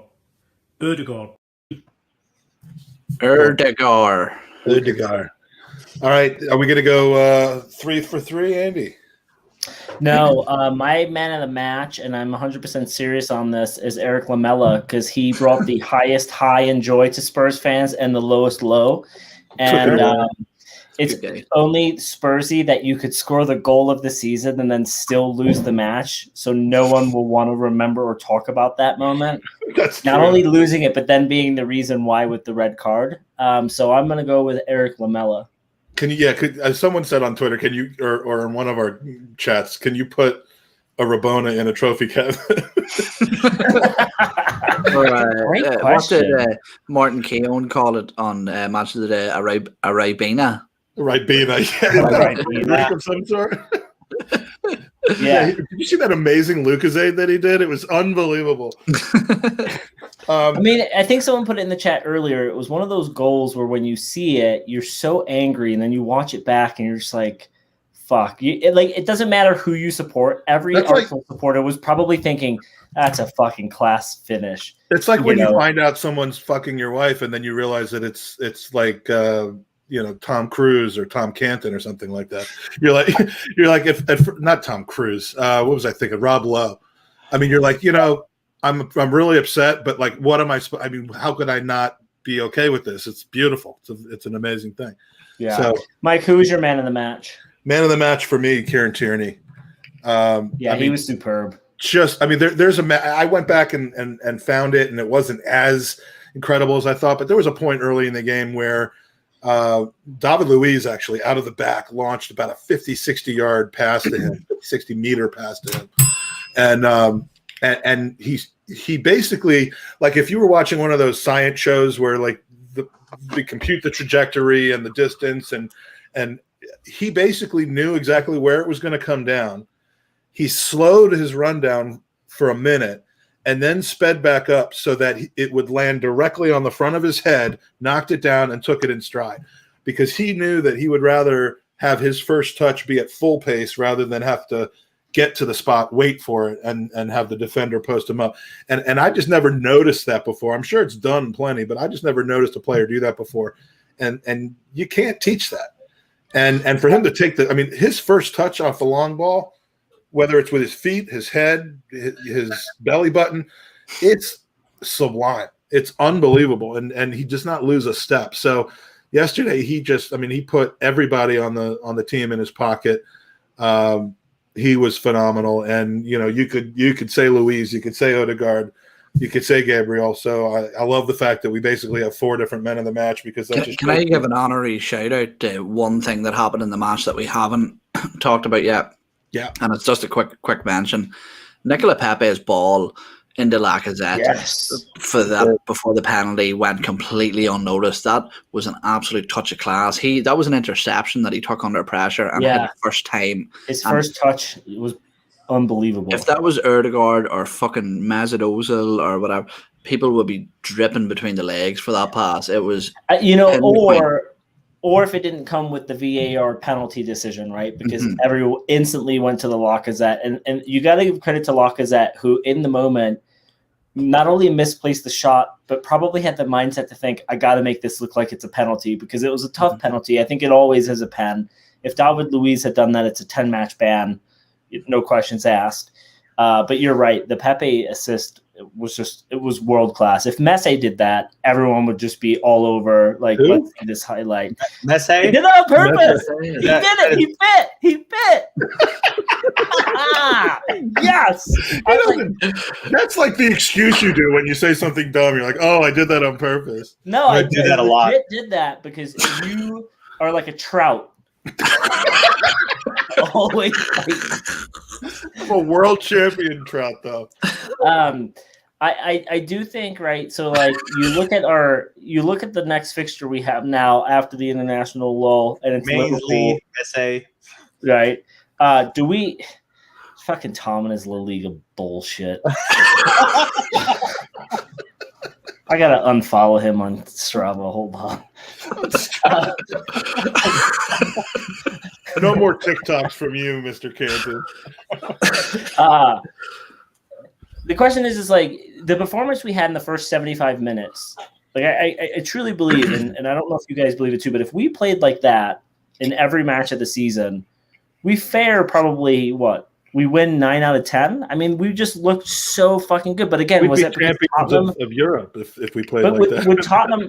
Was it because Tottenham's play allowed us to do that, where we just got constant pressure and it made us look good, or did we just really vibe in that match and it was one of those games? You can't say that, because you're looking at Heung-min Son, Harry Kane, Lucas Moura, and Gareth Bale.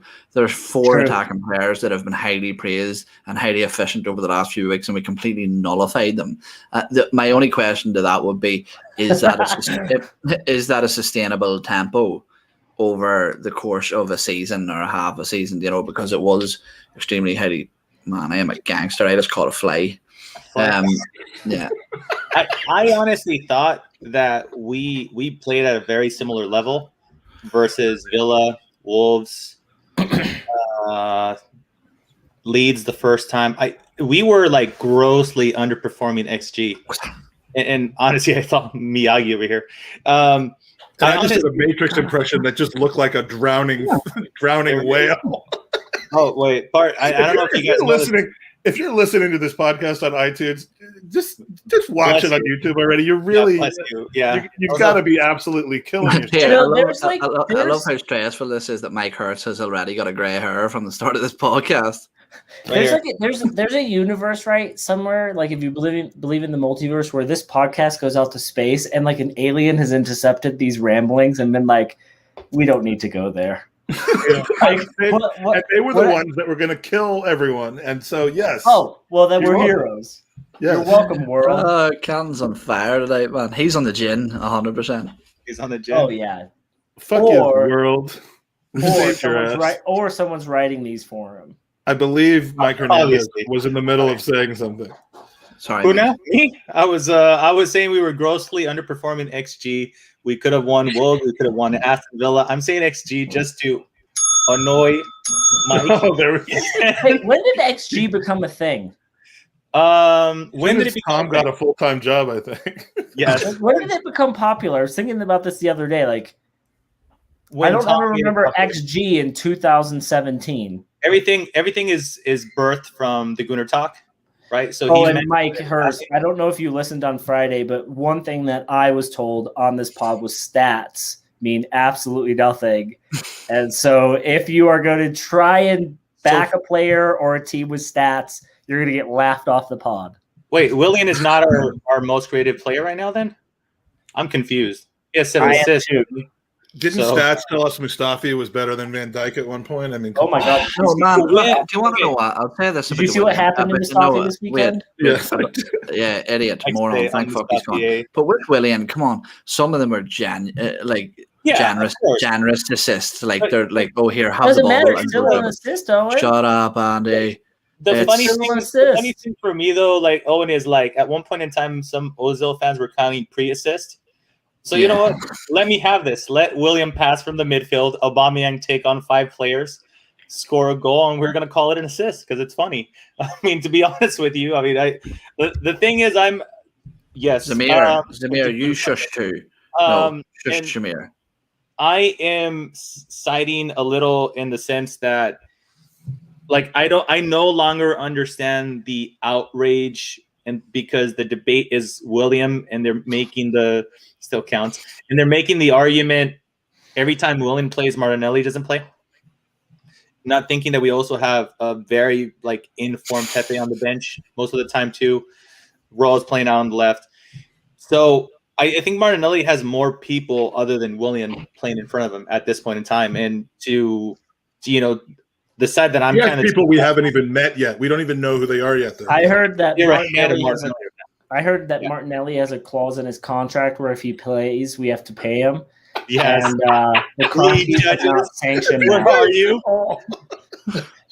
Mike, pull up the 20-page report. Show the highlight, please. He has a clause where if he enters the Emirates, we owe him $1, and so we The Cronkies just don't have the money, so they've just said he can't Gooners play. Forest hadn't got brought back. we have Martinelli to could potentially offload play. Kolasinek's contract before we can afford the appearance. That's what made fee me for laugh Martinelli. about Pablo Mari when people were saying that. It's I like, know. Well, do you think that the Cronkies even know he's an Arsenal player? No. I actually proved that whole Lee Judge's fiasco was proven wrong on our financial podcast. Yeah, you hounded him for like a week after that. Yeah, right. Yeah, Called him out on the pod. He tagged him on Twitter. F Yes, I agree with you.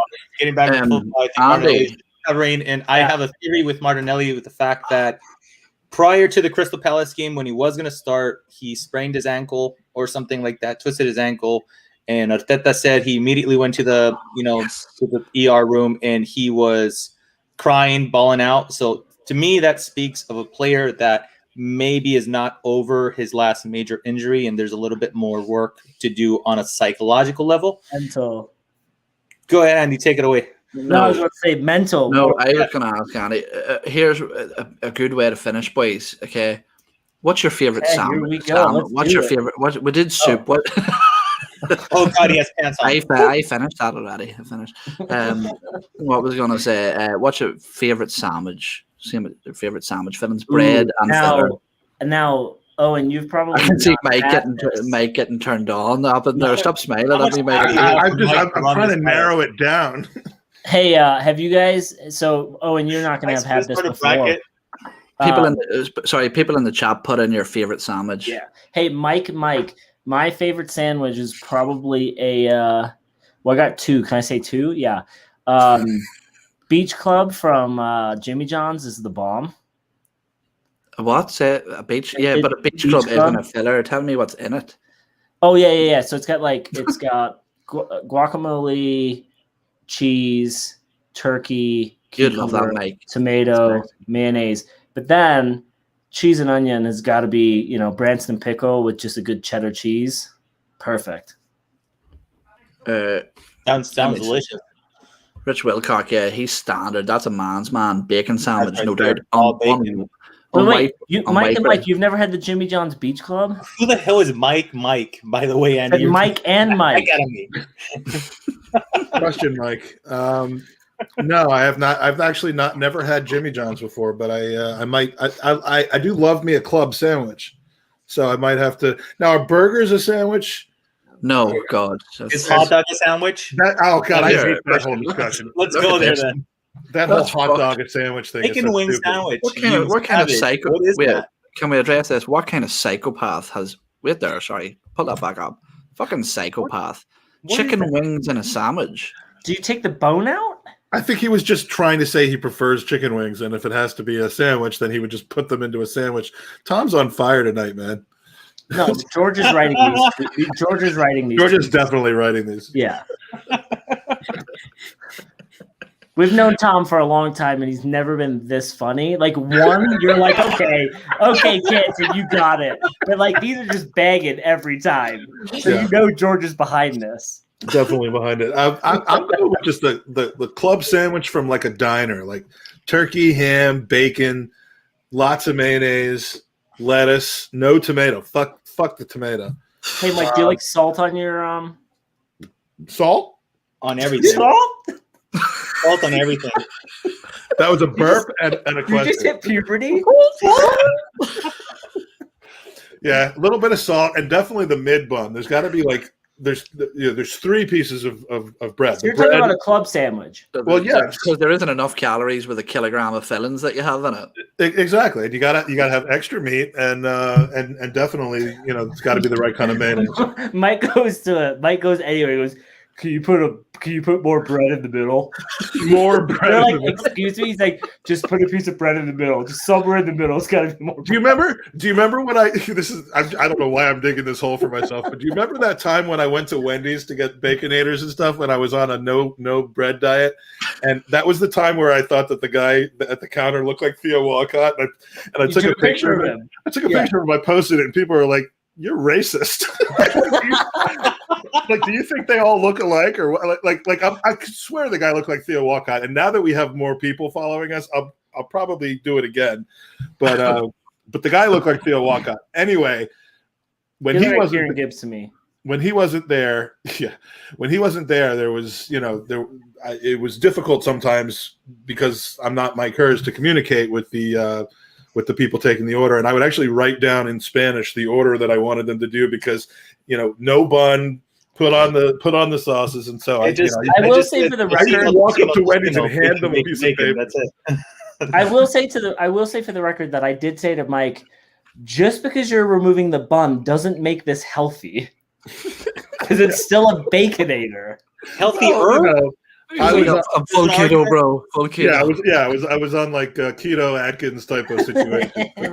So yeah, no bun, Diet Coke. But 8 burger patties with. How do you eat it without a bun? Fork and knife. How do you hold it? You fork and knife. You hold it. Do I look like some sort of rube? You just take it in one mouthful. I put it in a little capsule, and I shoot it. I put it in here like I did with the Uzo, and I just go, and that's that. I love the Rich has broken down how he assembles his sandwich. That's Rich. This is the most Rich is man right there. Rich is doing it wrong because he needs to put toast between the bacon, toast, and then bacon. There were a couple guys. Mike does bacon toast bacon. I do toast. I do bacon, chicken patty, mayonnaise, bacon, toast, bacon, mayonnaise. Now there's a group chat that Andy and I are part of where I'm out. Hoggy was talking about. Did you see this, Andy? He was talking about how Same Old Arsenal is the best podcast. Arsenal Vision's kind of for highbrow, like you have to use your mind and stuff. He somehow didn't mention how instructive and educational our podcast is. No, that's because Hoggy's an idiot. With a name like Hoggy, you'd think he would like sandwiches. But it's very true. But he doesn't. With a name like Hoggy, it makes me think he likes penises. I'm just trying to see if he gets long enough into our pods where he's going to come back and text me about these.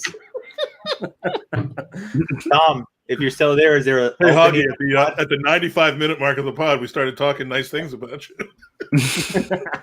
Please take me back. Help. Yeah, really. He's talking to his own podcast, hoping that he can come back to it. Look, are you guys in agreement with me that no. He's only been on the pod for about an hour, but basically hers is now the David Luiz of the Gooners podcast? What does that mean? You know what it means. I don't. You add very little, but we're going to keep adding time onto your contract. I'm good with that. Okay, cool. That's great. Because actually, to justify spending less time with my family, I actually told my wife I was being paid. So something got to give. So yeah, just anything in my PayPal account would work. Well, then she's going to look at your PayPal account and be like, "No, those are debits. Those aren't credits." Has anybody signed up? Why are you paying them? Patreon? Hey, all I'm going to tell you, Hers, is that if you go into a transactional experience with Mike, your bank account the next day will be minus $10 million. Okay? And I wish I was joking, but I'm not. I was not the entity with whom you were contracted into that relationship. My wife woke me up, Hers, with a, hey, Andy, Mike, she calls $10 million Mike out of her bank account. Can you call him, please? Son of a bitch. Still won't live. You know what are you going to do? I take $10 million from you once, and you won't leave me alone about it. Meatball sub on an Italian roll with provolone jalapenos. I'm going to say that just to annoy you, Mikey. and bacon. From this place called Togo's, which is only in California because we be fancy that way. You sure it's not to go? Like. You know what? Can you eat at Togo's? I've argued with that. English is a second language for him, so it very well could be to goes. Thank you. I appreciate you saying that. And clear now you don't have to doubt that I've said two goes before. I totally have. I've sent mine. I've sent mine into our private chat there. Pull it up, Mike. Pull it up. I'll show you fucking Yanks what a real sandwich is. Minus $10 million right here, guys. Okay. I don't know what that is. That is crazy. I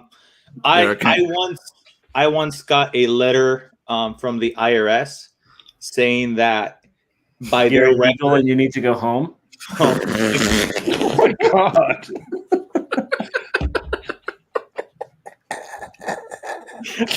I love how Andy risks being canceled all the time. Look how red his face just got. He can't even believe he said it. He can't even listen. I'm an immigrant too, so I can say that, right? You're treated slightly different, Andy, but I get what you're saying. We're still live. We're still live. Oopsie.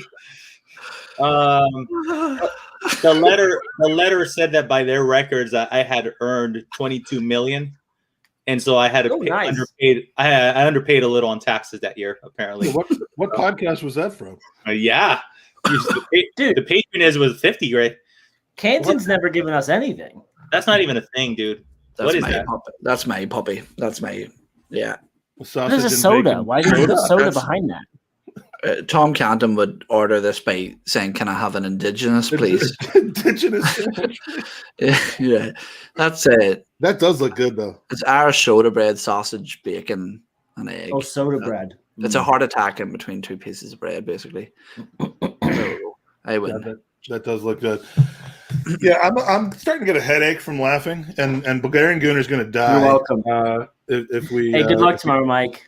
If we keep this going, yeah. I mean, I don't know why you're wishing me luck like I'm jumping out of an airplane. Bye, Mike.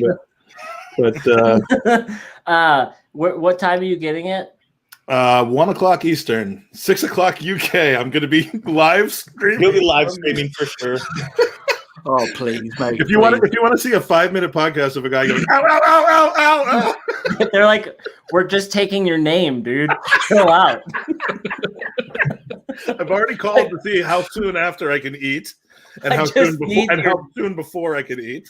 Yeah. Hey, can you put bread between this? Is that an option? They're going to give me the shot in between two pieces. Between the needle? Bread. Yeah, just put it on your arm before the needle. Why are people still listening? That's what I don't get. Oh, he's about to have a heart attack. Dude, we just killed Mike live on air this time, so that's a plus. Oh my god! Yeah, I didn't have anything in my mouth. Yeah, it's the first time you've said that in a while. Yeah. Oh my god! So this is a Arsenal podcast you've been listening to after North London derby.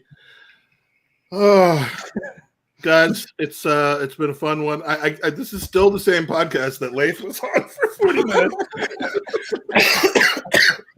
You've gotten an entire week of content in one podcast today, which is good because I'm not even touching StreamYard for about another 4 days. Because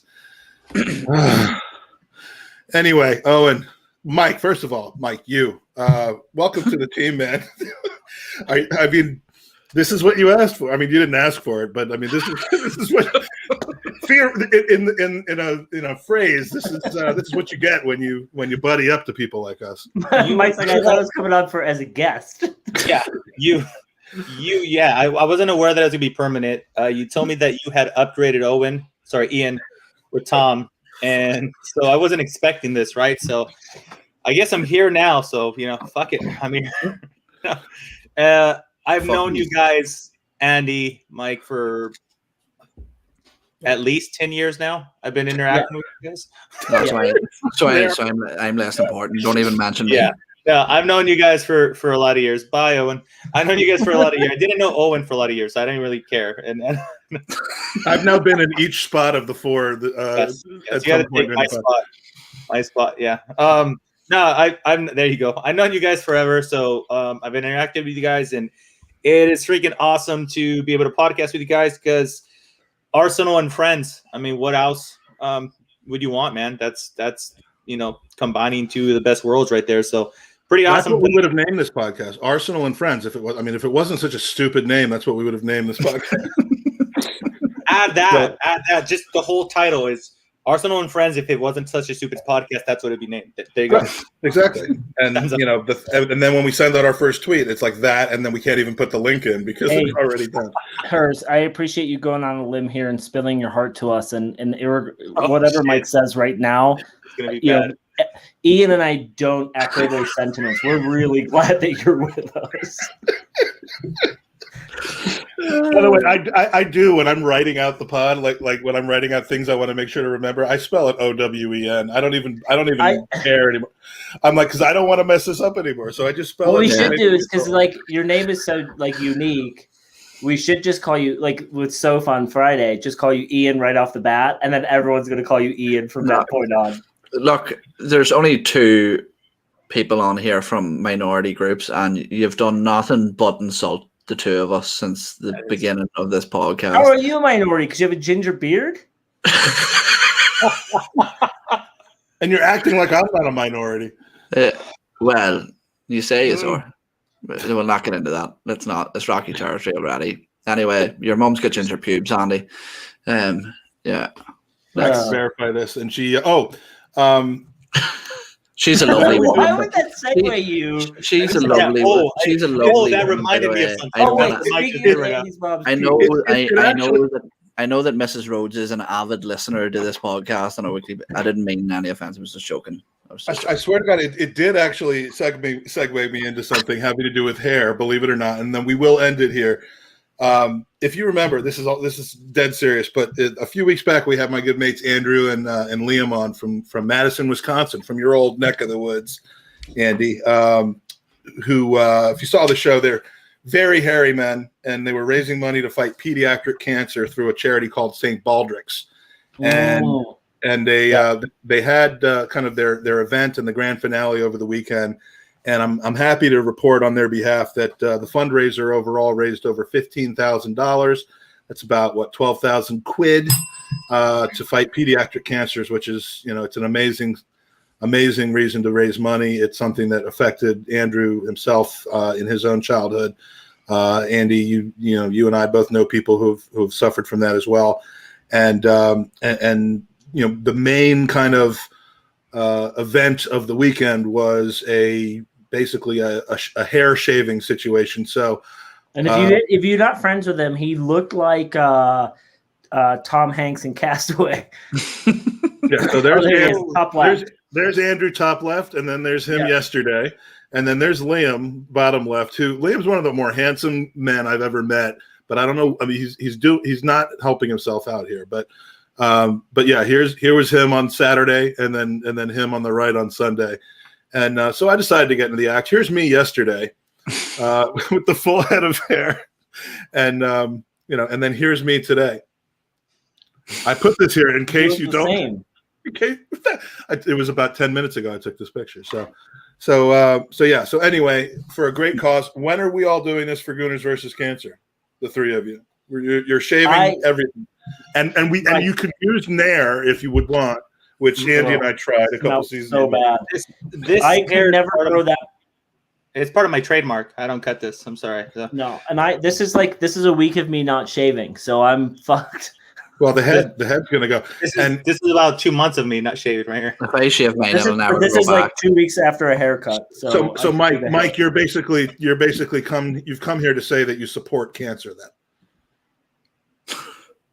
Do you, Mike? Because if you're not going to cut your hair, then hey, wait a second. I thought we were going to Tom's wedding to sing him an Eagle-Eyed Cherry medley. Eagle-Eyed Cherry? Fine Young Cannibals. Like, isn't that why we're going? I thought we were at the wedding. Imagine Tom and Georgia, like they have the guy, the DJ puts on the montage of their relationship. In the meantime, we've slipped them a recording of the second half of this podcast. I did actually just have a friend ask me if I was available to go to their wedding, and I told him no, I had another one to go to in England, which is Tom's. Me and Hearts have my invitation. I assume is still in the mail any minute now. So it'll be there. My postman. Well, through your association, now that you're with us, he emailed them to us. On the plus one. Yeah, now that you're with us, you could probably expect that your invitation is going to come in.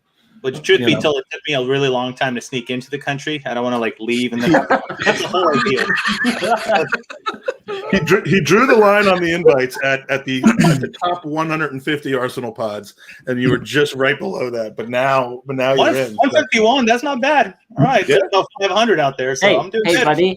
Hey, buddy. Now you're on the 150. So you're moving up. You are moving up. You're in Club 150, baby.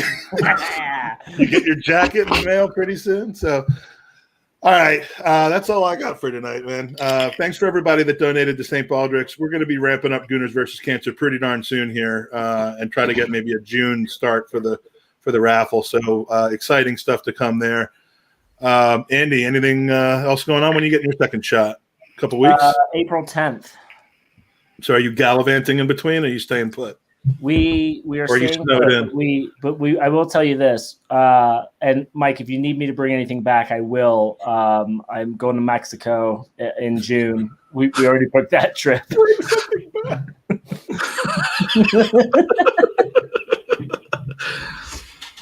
I think he was talking to you, Mike. Oh, I thought it was you. My childhood pet donkey. Dude, if there's like a sombrero that you want me to bring you back, I can't. It's just and not like It is sombrero. It's funny. not a style of sombrero, a specific one that you used to have that's still sitting there. If it's with your donkey, it will make it a lot easier for you to find. much less shipping. Shipping costs will be half of what they would have. All right. So, Mike, give us your. Tell everyone where to reach you on Twitter. Give them your home phone number, your measurements, and tell them about Not Another Gooners podcast. Dude, don't give him your home. Don't give him your home address.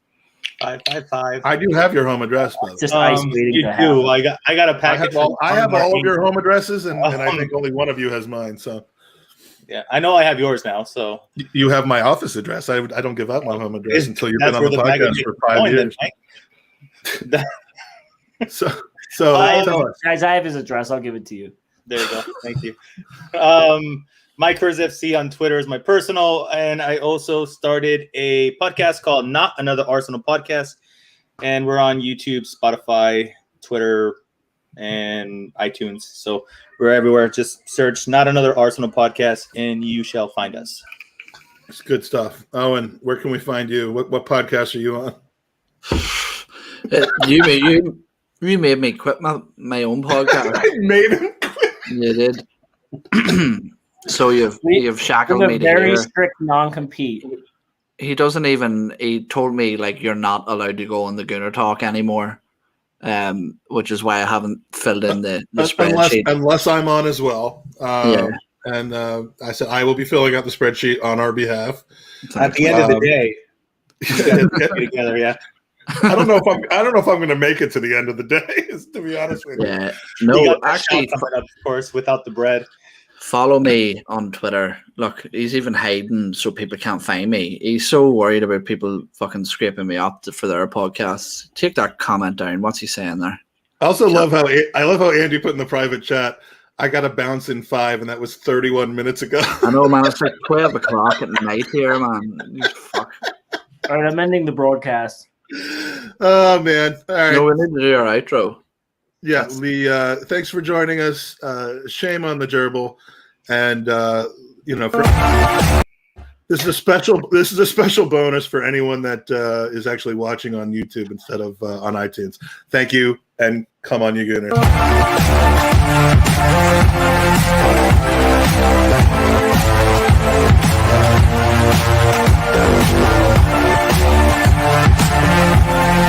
That's Mike's foot. Gross. That's your foot. No.